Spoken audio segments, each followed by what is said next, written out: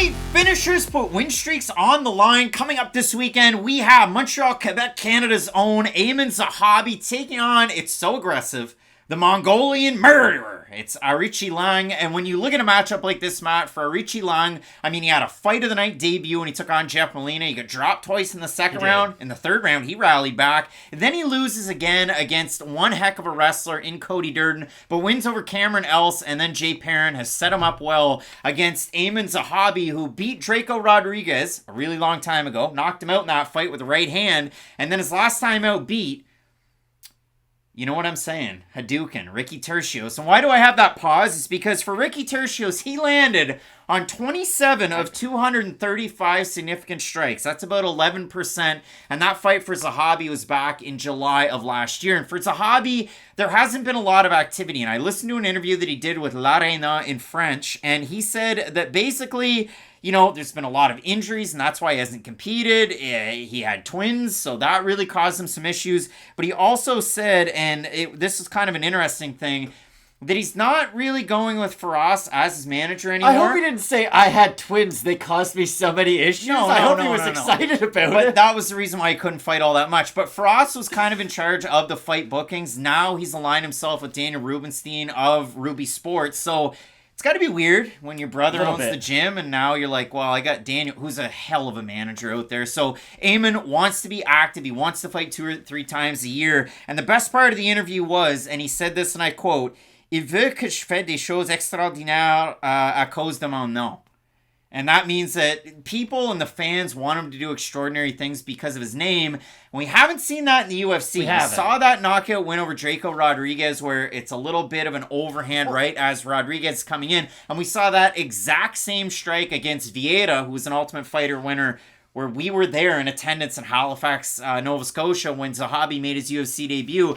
But before he came to the UFC, he was 6-0 with 6 first-round finishes, and I think that's what the fans want to see. Not necessarily it's because it's Firas' brother, it's because Aimann's career started off so quick. I think people still know him for his brother. And the train hasn't really been on the tracks ever since then. I just think with Zahabi, if you look at a lot of his skill set and just kind of look at it in bits and flashes, he is a talented fighter. Like you bring up, he's a good striker moving backwards. He's really good at timing his power shots in with some of his volume strikes. But the thing is, he's never really been able to throw the whole entire skill set together. Like, he wrestled a little bit in Halifax, I remember, and then we've just never really seen him overly use the wrestling. And that's the thing about Aoriqileng, too. He'll wrestle in some fights where he'll win, and then he'll get out-wrestled in other fights. And that's been the frustrating thing, because for Aoriqileng, when he is mixing in his own wrestling with his striking, he becomes so much more of a threat on the feet. We've seen it open up his game so much more, but when he's the guy on the back foot being taken down, it forces him to be so much more hesitant with his hands, and we just don't really see the whole package of his game. And I mean, Zahabi, it seems to be almost like an analysis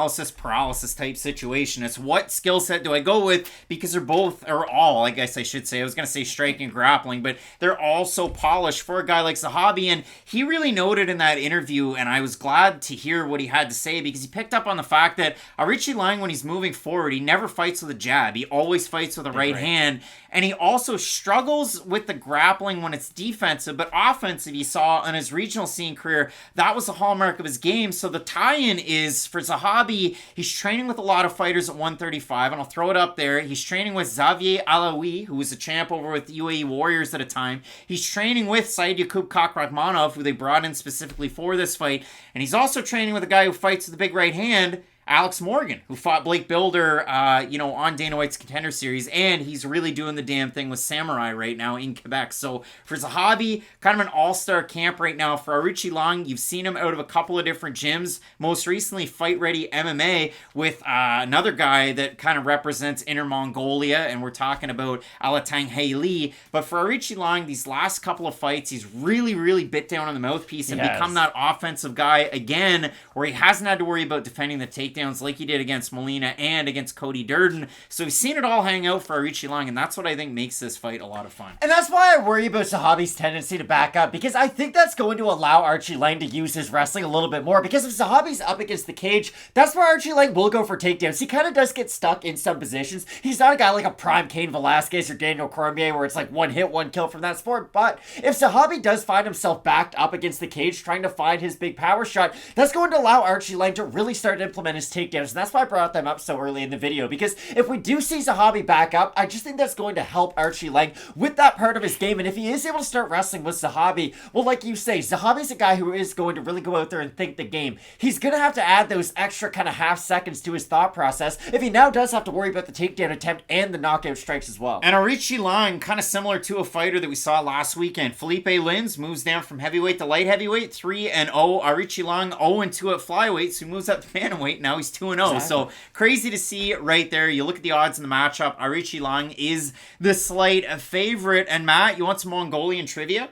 Shoot. The actual real McCoy country of Mongolia. I watched a video yesterday by Real Life Lore. 99.7% of Mongolia is uninhabited. It's all pretty centralized over there. Crazy climates. Don't they still have like a nomadic tribe? I'm pretty sure it's the only country that does. But there are crazy weather conditions in Mongolia. Aoriqileng is from Inner Mongolia, an autonomous region of northern China, just next door to it. But if we have a look at the Tapology votes on this one, a little nugget for the fans out there. I'm gonna say over under 67.5% are going with Aoriqileng here. I'll say over. That must be a long flight to get to Vancouver. Under. So 802 total votes, 64% Aoriqileng, 62% by decision for the 36% that have Zahabi, 79% by decision. Who do you have here?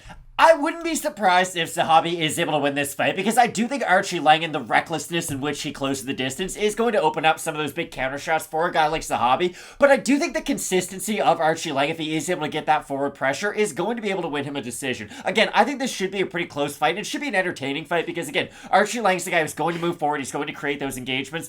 But I ever so slightly have him in this fight. I do too, and I don't love it because for Aoriqileng, he's got one of those games where it's all offense. There's not a lot of defense behind it. And for Zahabi, he's got that champ camp behind him right now. Like Kakrakhmanov, Aloui, Morgan, those are all good fighters to have training with you. I would not be surprised in the slightest if Zahabi got the win coming up this weekend, but both of us going with the Inner Mongolian, Aoriqileng, to get the win. Let us know down below in the comments section if you have the Quebecer Aiemann Zahabi, or if it is Aoriqileng. Some big fights left on this card, including Nunes, who's taking on Aldana, a new matchup at bantamweight in the main event. Keep it locked in with Fight Night Picks. We always say, let's get into it.